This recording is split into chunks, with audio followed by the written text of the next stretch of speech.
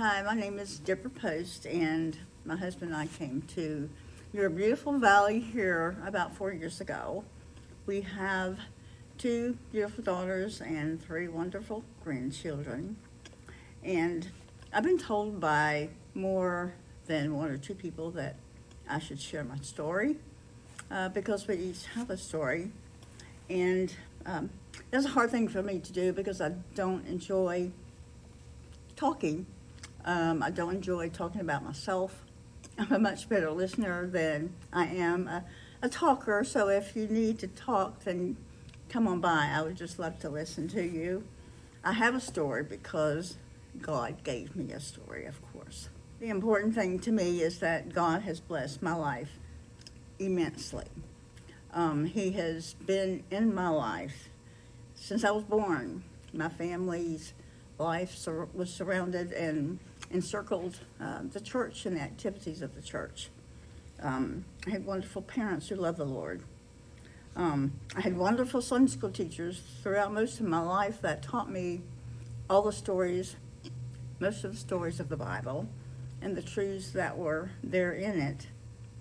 And at age 7, I understood enough to ask Jesus to come into my heart and to believe.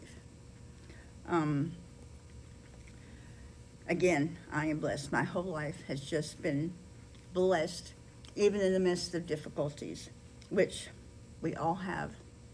I think I feel blessed to live in America.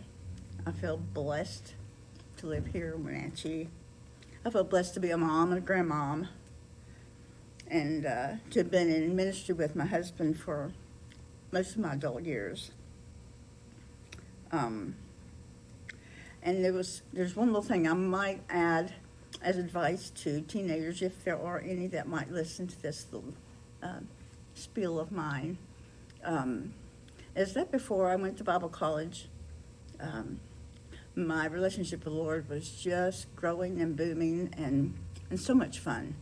And I asked the Lord to give me a husband, thinking that, of course, I was going to get married at some point, and I would meet lots of guys at Bible college.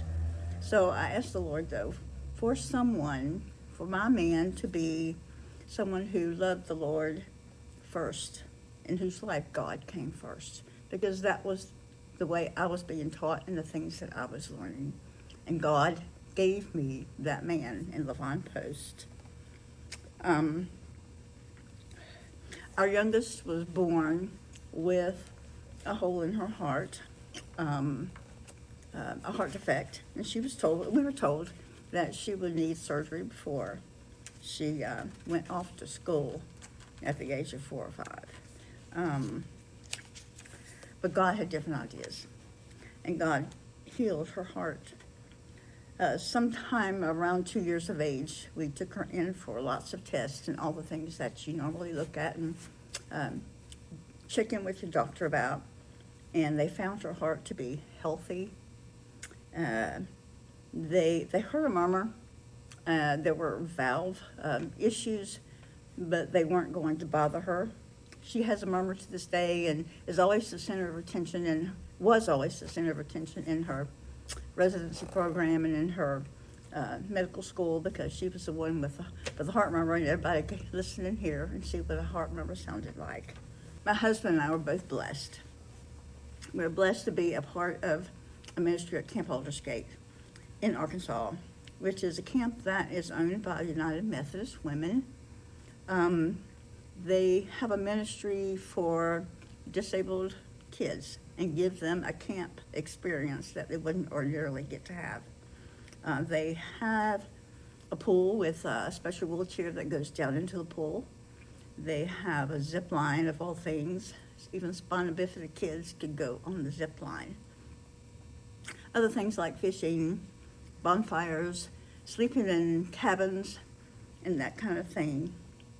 And Levon has been on the board of Camp Aldersgate for many, many years, and organized many, many work teams to go keep camp clean, like after fall and all the leaves, or after winter and all the branches falling down, and painting the cabins, helping with new cabins being built.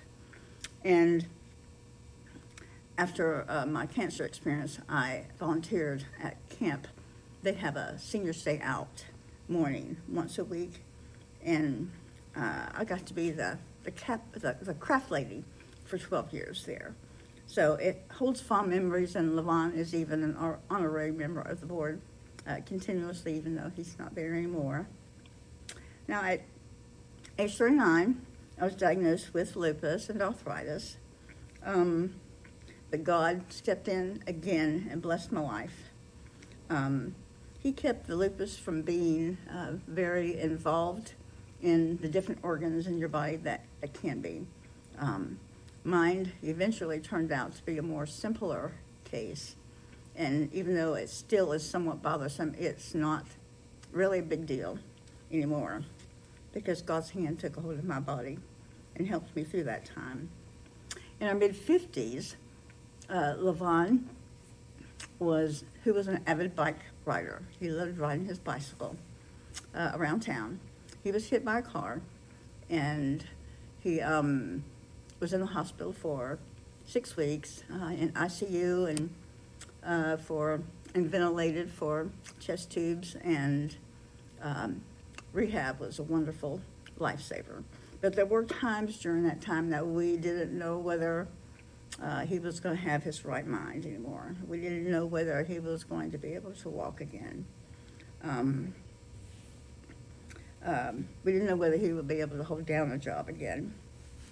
And those were intense times of anxiety and prayer and stretching my faith a lot. God sent me a lot of ministers during that time to help me through that. And God showed up to heal him completely. My husband and I were both blessed. We were blessed to be a part of a ministry at Camp Aldersgate in Arkansas, which is a camp that is also not only God's healing. God did a lot of things during that time for me and for him. Big ways. God showed up in big ways during that time. Our church paid Levon's salary for 3 months, and he wasn't in the pulpit. And in the Methodist church, a church is only required to pay a month's salary if a pastor gets sick or is worried that he cannot continue his pastoral duties. But our church stepped up and paid for 3 months for him, and then he was able to come back and be in the pulpit. This was indeed a blessing. Rehab was indeed a blessing and brought back Levon's life. Another blessing that came to us during that time was with Levon being in the hospital for 6 weeks, then in rehab for 2 months, outpatient rehab for 2 more months, with me having surgery during that time because I had gotten a diagnosis of my oral cancer while he was in his last week at the hospital. So my surgery, my radiation and chemo, all that spanning a time from the 1st of November through the middle of April, we didn't see a bill ever during that whole time.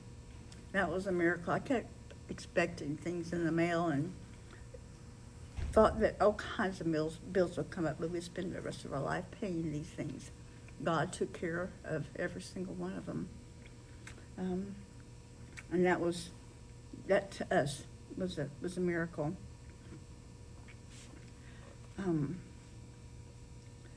I had gotten my diagnosis, like I said, his last week of being in the hospital. I have had oral cancer. I'm 18 years out. But I had to have surgery, and I had to have many weeks of radiation and some chemos because my cancer had metastasized out into my lymph nodes. But the blessing was that God took care of that too and brought me through. And been able to experience lots of fun years with my grandchildren, with my younger grandchildren that I would not have gotten to. And so I'm very much pleased and very blessed because of that. My life is so blessed. During the time, too, that Levon was in the hospital, we were told to get a lawyer. We weren't going to sue the young man who hit Levon, and he was on drugs at the time that he hit Levon. But the lawyer did some kind of magic or miracle in that she brought and sent us home with more money than we could ever imagine or think. And for that, we were so blessed. I wanted to share a couple of verses. One is from, here it is, Psalms 13, verse 6 says, I will sing to the Lord, for he has been good to me. And that reminded me of another verse that our family sang as a blessing before meals. And that was from Psalms 100. Enter into his gates with thanksgiving and into his courts with praise. Be thankful unto him and bless his name, for the Lord is good. Now, I've had difficulties since that time with the mouth issues. You can't radiate somebody's mouth and expect things to be normal after that. The radiation had burned the inside of my mouth. And it took about 1.5 years for me to get back to normal, to normal eating, to not crying when I was brushing my teeth, or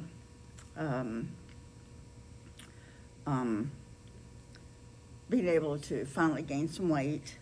I can also finish a meal in less than 20 minutes, and before it took me about an hour to finish my meal. But I struggled with anxiety during that time, and I did have to take a medication for that. So if people tell you that your faith is not there because you have anxiety or you have depression or you have mental issues, I would say no, because my faith was great, but God stretched it and grew it during that time. During all the times that I've been through with difficulties, God has used those hard times in my life to make me stronger, to make me happier in him, to bring me into a more intimate and personal relationship with him, to enjoy the pleasure of just being in his presence, to get to know him better and more intimately and personally. And I believe that's the key for all of us, that our Christianity doesn't stop at salvation. That's just the beginning. We get to continue on in a relationship with him, knowing him and loving him and learning more and more about him. I still struggle with the dry mouth a lot. My rheumatologist here has gotten some medication that helps with moisture. That has helped me immensely. And I take these little tablets. You'll see me popping them in my mouth all the time, and they help me get through my day. And so I have nothing to complain about. I indeed have been blessed with my life. I'm blessed to be here at this church, in this community, in this valley. I'm blessed by getting to know many of you, and I hope to get to know you and many more of you more and more. And I thank you for your time, and let's continue to pray for the families of these 3 girls, please. Thank you.